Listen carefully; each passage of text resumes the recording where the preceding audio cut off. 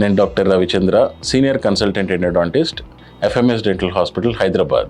నన్ను తరచుగా అడిగే ప్రశ్న ఏంటి అంటే, రూట్ కెనాల్ చేసిన తర్వాత మళ్ళీ రీరూట్ కెనాల్ అవసరం పడుతుందా అని. దీనికి ప్రధాన కారణాలు రెండు. ఒకటి ఏమిటంటే, ఉన్న క్యాప్ పోయినా లేదా ఫిల్లింగ్ ఊడిపోయినా మళ్ళీ బ్యాక్టీరియా అక్కడికి చేరి ఇన్ఫెక్షన్ వచ్చే ఛాన్సెస్ ఉంటాయి. అలాగే ఏదన్నా రూట్ కెనాల్ ట్రీట్మెంట్ చేసినప్పుడు కెనాల్ పూర్తిగా క్లీన్ కాకపోయినా, లేక ఇన్ఫెక్షన్ ఎముకలు అట్లనే ఉండిపోయినా, ఎక్స్ట్రా కెనాల్స్ ఉండి అవి సరిగా క్లీన్ కాకపోయినా కూడా రీరూట్ కెనాల్ చేసే అవకాశం ఉంటుంది.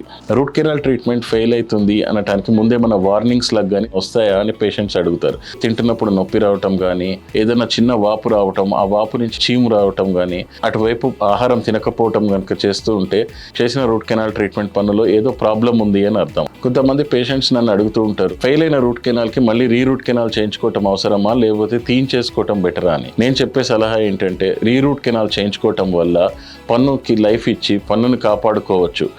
రూట్ కెనాల్ ట్రీట్మెంట్ ఎందుకు ఫెయిల్ అయింది అని మనం తెలుసుకోవాలంటే, సిబిసిటీ టెక్నాలజీ తోటి కెనాల్ మిస్ అయిందా, ఎముకలో ఇన్ఫెక్షన్ ఉన్నదా, కెనాల్ పూర్తిగా ఫిల్ కాలేదా, ఏదైనా చిన్న క్రాక్స్ కానీ ఫ్రాక్చర్ కానీ ఉందా అని మనం ముందు నిర్ధారించుకొని రీరూట్ కెనాల్ని ప్లాన్ చేసుకుంటాము. ఫస్ట్ క్యాప్ తీసేసి పాత ఫిల్లింగ్ మెటీరియల్ తీసేసి కెనాల్ని క్లీన్ చేయటం.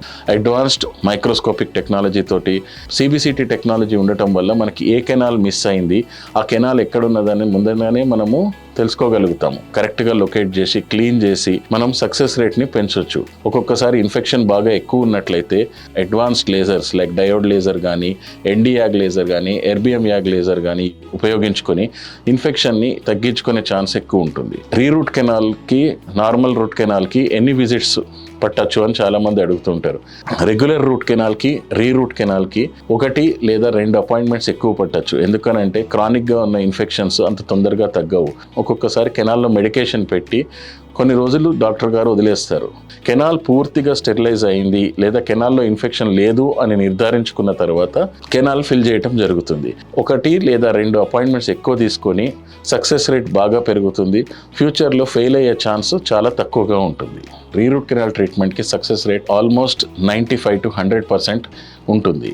రీరూట్ కెనాల్ చేయటం వల్ల నొప్పి ఏమైనా కలుగుతుందా అని పేషెంట్స్ చెప్తారు. రీరూట్ కెనాల్ చేసే టైంలో కానీ, రీరూట్ కెనాల్ చేసిన తర్వాత కానీ నొప్పి అనేది పూర్తిగా తగ్గటం జరుగుతుంది. రీరూట్ కెనాల్ ప్రొసీజర్ వల్ల వాపు అనేది తగ్గటం కానీ, ఇన్ఫెక్షన్, చీము లాంటివి పూర్తిగా ఆగిపోవటం జరుగుతుంది.